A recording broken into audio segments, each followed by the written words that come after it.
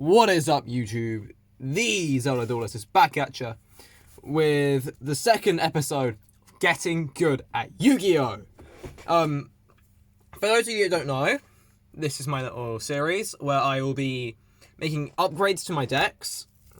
Well, I'm going to have two main decks this, maybe three, to see by one of the cards I've gotten traded through to me today. So yeah, we do have some upgrades. And I mentioned what I've learned from the meta, what happened at either previous events or sets that have just released. So hopefully this will be a weekly little series. Otherwise, it might just be like once every 2 weeks. Hopefully once a week. But yeah, last time we discussed the meta before YCS Bolognia sandwich meat.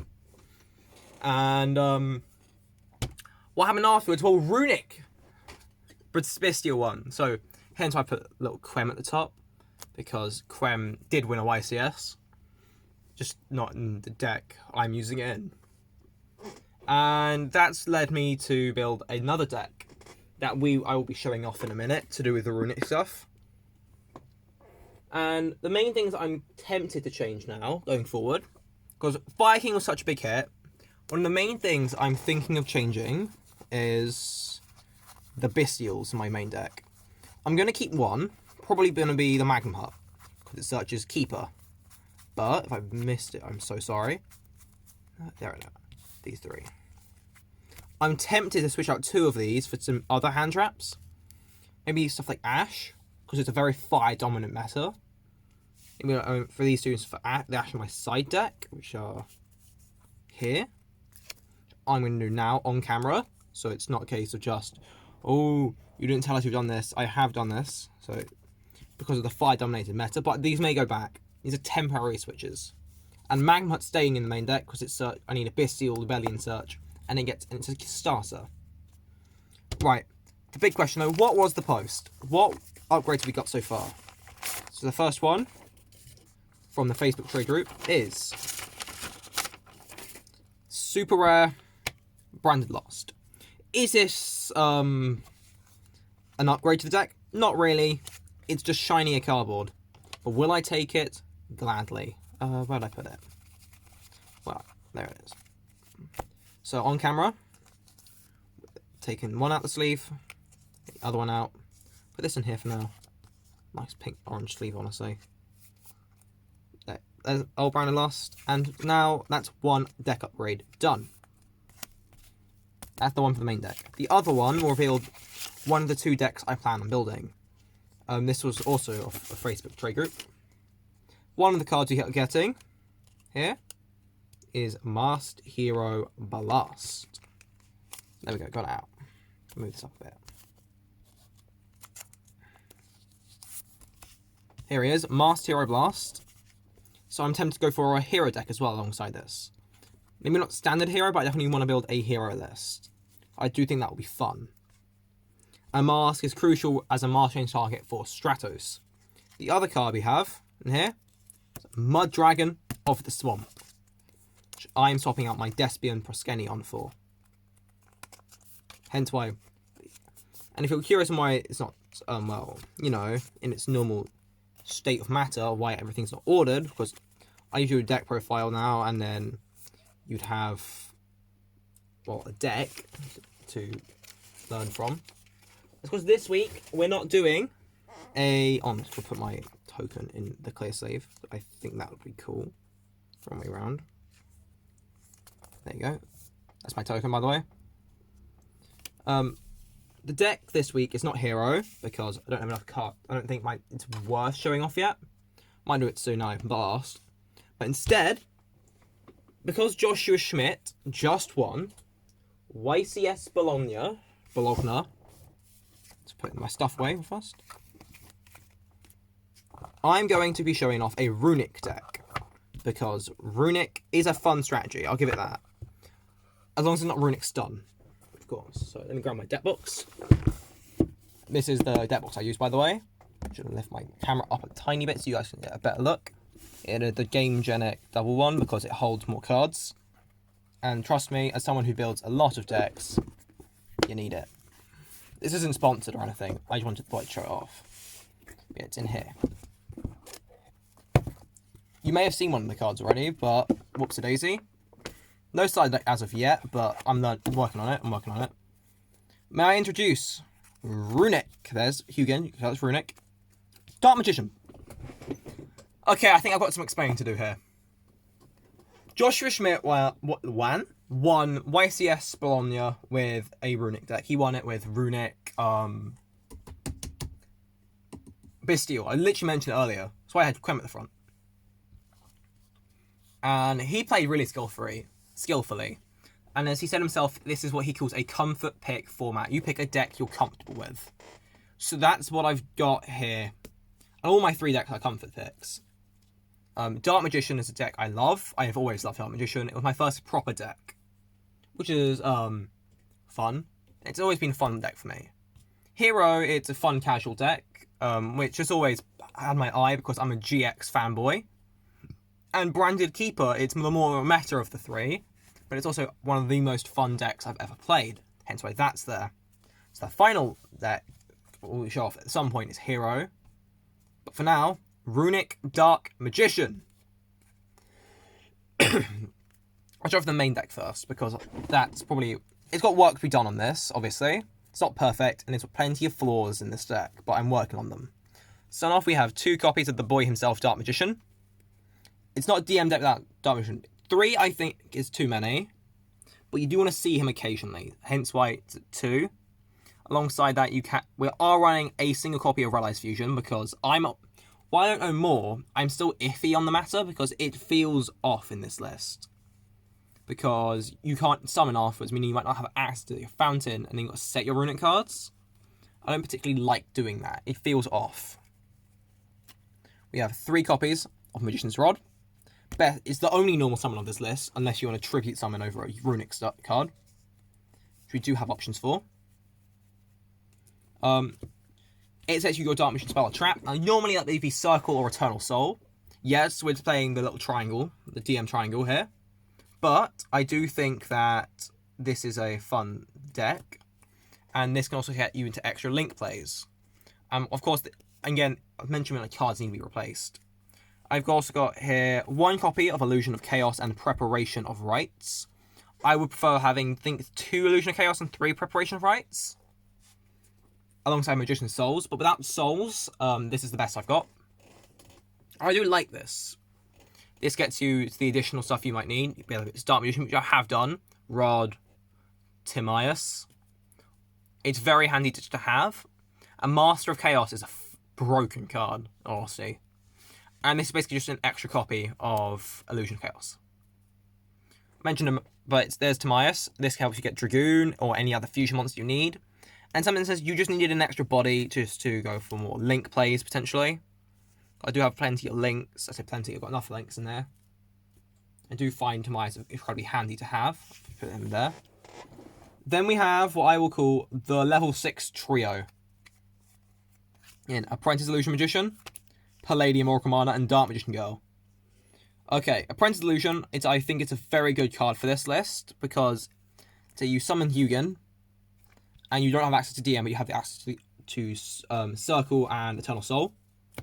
You can then just tribute it for Apprentice Illusion, search the DM, and you open your EMZ up again for potentially more runic cards. I do love having Moonin, surprisingly enough, because of Cosmic Cyclone and Winning in Time. These 2, it's a little like protection package in a sense, with mana, and it summons DMG, which gives it more like recurrence, but also it does make Soul Servant a draw 3. Again, this should be a 3 of, but I don't have that yet. More of these yet, so this is what we got. And Soul Servant is so good here because it lets you pick what you draw fountain. And once you get access to a copy of the Dark Magicians, you draw so many cards in this deck. It's unreal.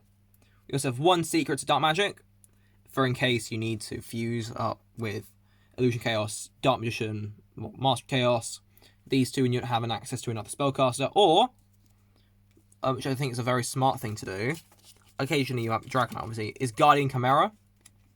Because you can't really attack, so you need other ways to break their board, and this is one of them. Then, let me move my stuff up a tiny bit. We're only in with the DM stuff. We do have 1 copy of Dark Magical Circle and 1 copy of Eternal Soul. I think this is standard for DM now. Loza, if you see this, do let me know if I'm speaking facts.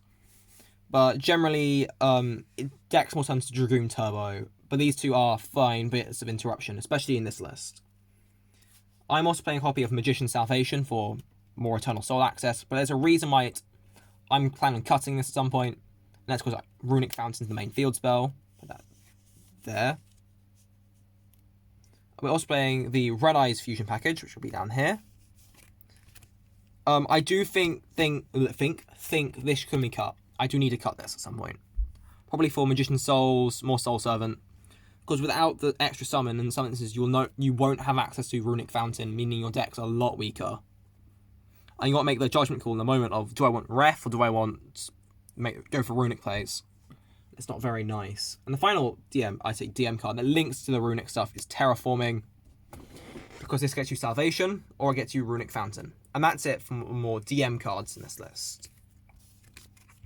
Again, I do think it's a powerful engine to have. As part of the Runic bit, it gives you that extra bit of interruption in DM Circle, and Dragoon is just always really good. Runic time! You have 2 copies of Fountain, because it's semi-limited. I do like 2 copies of Runic Fountain. It does make my day when I get to draw 3, and I draw into more combo. It's a very good card. 3 copies of Runic Tip. This card lets you add a Runic card, and then banish top card of the deck. But again, this entire deck does skip the battle phase, so it's a very control deck. Which I have had a lot of fun with, having a more control-based strategy. 3 copies of Runic Freezing Curses. This is Impum. And banishes 3. 3 copies of Runic Clashing Fire. This pops a card. Pops a special summon monster. And banishes 2. Moving these up a tiny bit. 3 copies of Runic Destruction. This is MST that banishes 4. 2 Runic Smiting Storm, 2 Runic Golden Droplet, 1 Runic Dispelling, and 1 Runic Allure. Other remaining Runic stuff. These ones are here because I don't have Slumber, and I wanted to make, I think it's 17, 3, 6, 9, 12, 14, 16, yeah, 17. Because I always firmly believe that that's the best amount. And I'll be slowly cutting these back. Especially Golden Droplet, because that gives them card advantage.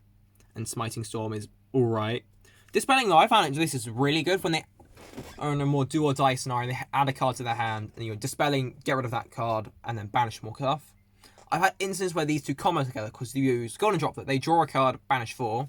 Then on Resolution, you can go Dispelling, make them discard a card, either the card they just drew or a combo piece, banish 2, and then the Fountain gets you more advantage.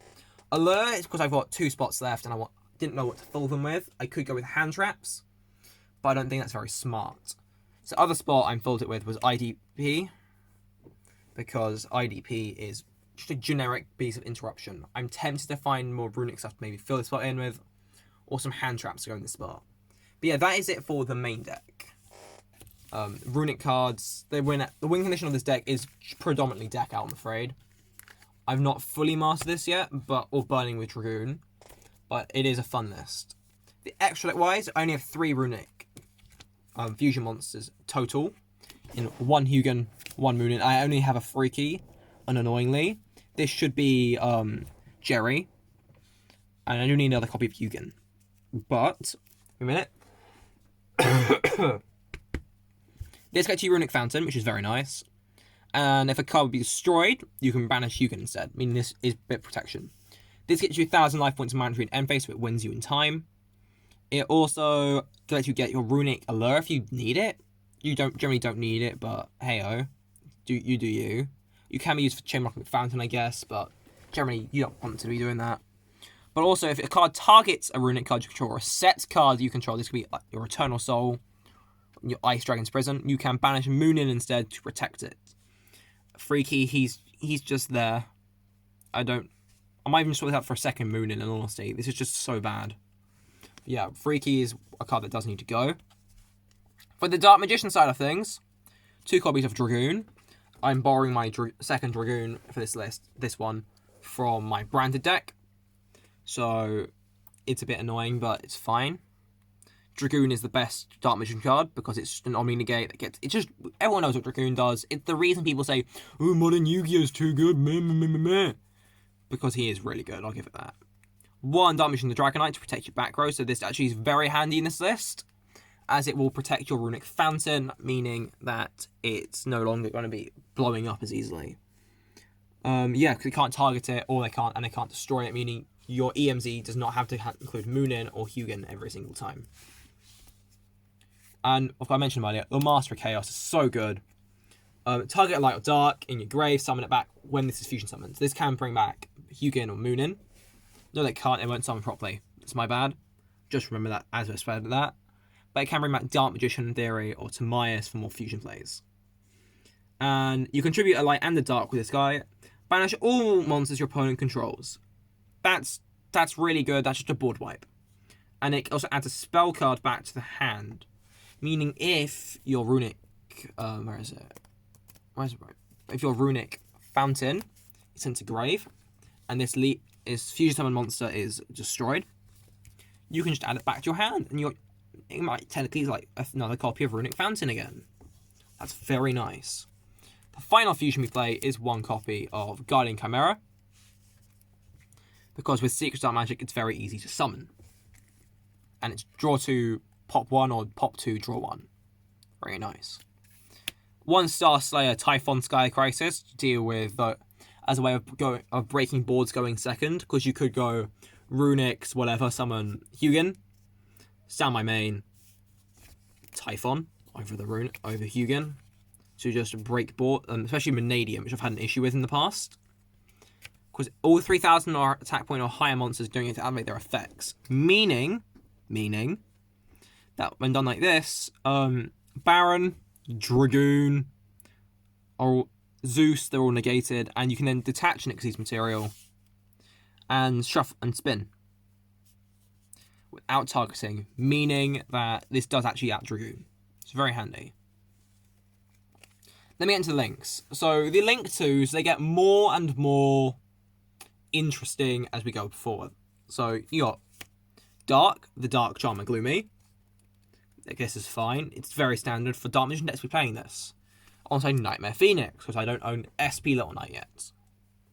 We're also running Auza, the Earth Charmer, because we run on a single Earth monster in the extra deck, which I'll show off later, just in case it comes up, but usually it doesn't, so this is one of the cards you can remove. And the final one I'm playing, Code Talker, because I found that I needed an extra link too. A lot of hands where I can't get access to a lot of instances I've went through these guys, and it still need another link to go into more link climbing. And Code Talker's nice. I like Code Talker. We'll also play on for link 3. The only link 3 we have is Nightmare Unicorn. It spins. It's very handy. And the Earth is Sayusha Skulldread, because I love drawing cards. And Sayusha is a dragon, meaning you can use it to make Dragonite or Dragoon, which is always very handy to have. And that's the Runic part. The Runic deck I have. So what do I think about the meta after YCS Bolognia? Like, part of getting good at Yu-Gi-Oh! You've got to discuss the meta. You can't prepare for it. That's the long and short. You cannot prepare for this format like you do in Kashira format, or you did in Tearman and Shizu format, or you did in Burning Abyss format back in the day. It's not a format like those, as shown by Joshua Schmidt himself. This format in Yu-Gi-Oh! If you want to win, play the deck you're confident in and have fun with. If you love playing Hero like I know MBT does, play Hero. If you think Rescue Ace is the best strategy, you've got to play Rescue Ace. Well, there'll obviously be decks that are better than others, like Rescue Ace, Tearman, Unchained.